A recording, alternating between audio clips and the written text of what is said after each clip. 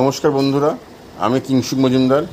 আজ আমি আপনাদের কাছে নিয়ে এসেছি লেখিকা সুস্মিতা সাহার লেখা দেবী রক্ত উপন্যাসটি পাঠ প্রতিক্রিয়া।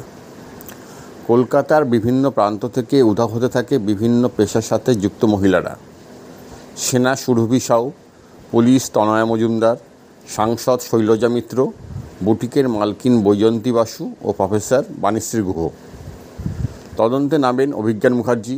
তাকে সাহায্য করতে আসে আরোহী ও ঈশান, যারা অভিজ্ঞান মুখার্জির কাছে ইন্টার্নশিপ করতে চায়। ধীরে ধীরে যখন রহস্য উন্মোচিত হতে থাকে তখন জানা যায় এটা একটি ফেটিসিজম সংক্রান্ত ঘটনা। বিকৃত মস্তিষ্কের কেউ একজন বিভিন্ন মহিলাদের খুন করে তাদের রক্ত পান করে।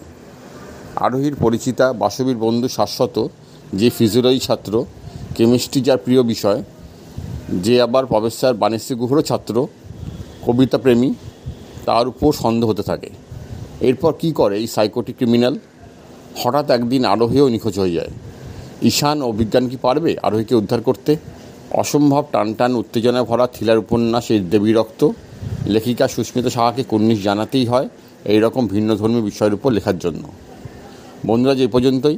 আমি আগামীকাল আসবো আবার অন্য কোনো একটি বইয়ের পাঠ্য প্রতিক্রিয়া নিয়ে। ভালো থাকবেন সবাই। নমস্কার।